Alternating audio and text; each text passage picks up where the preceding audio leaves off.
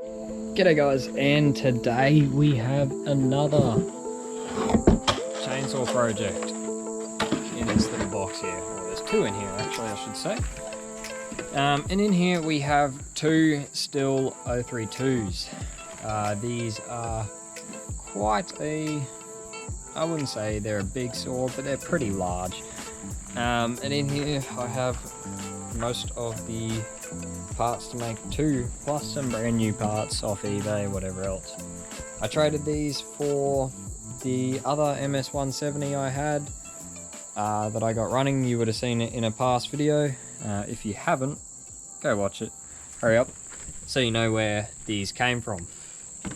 But anyway, I'm going to grab this box, drag it around the front into the shed, and pull one of these motors up onto the desk and start putting it back together. And I say it's not going to be this one because it's seized. I would say it would more likely be that one there. So we'll get that up on there, start throwing some parts on it, the best parts of the bunch, and see if we can make a complete saw out of it, and then get it to run, of course, because it's no use to anyone if it doesn't really run. So let's get into that.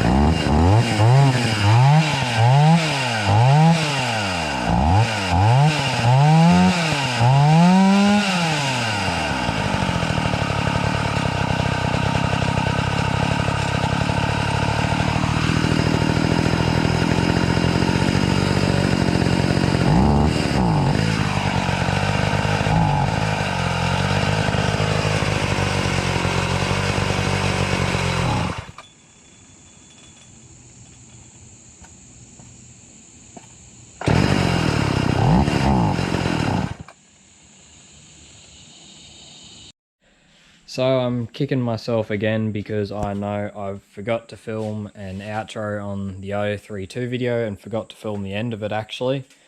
But I get the feeling that's going to happen a little bit with some of my videos coming up, and I know it already has happened with the 024, 026 video, because I have so much going on at the moment, and honestly I forget, and I just don't have the time to get some of this stuff done. So for a little ending on the 032s, just to say basically what happened, I fought with that one saw for about, I'd say about a good month, honestly, trying to get it to run right. It had run, but it acted like it had an air leak and whatnot, like it had a crank seal leak. So I did crank seals, checked the case, was all right, and it was that case rot you saw was just to the shielding rather than the actual case or crankcase itself. So there was no air leak there.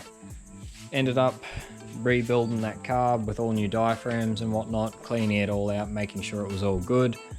Still wouldn't run right, and I swapped the carb over to one of the old ones I had laying around, the one off the other saw in there, and it ran fine. So honestly, I don't know what that was about.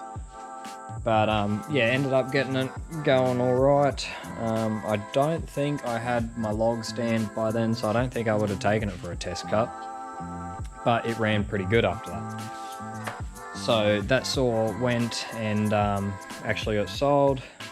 The other one is still in the box down there, mainly for parts though. I'm just using it as parts spares for the moment, because I do have a lot of other saws that are probably more important on the go.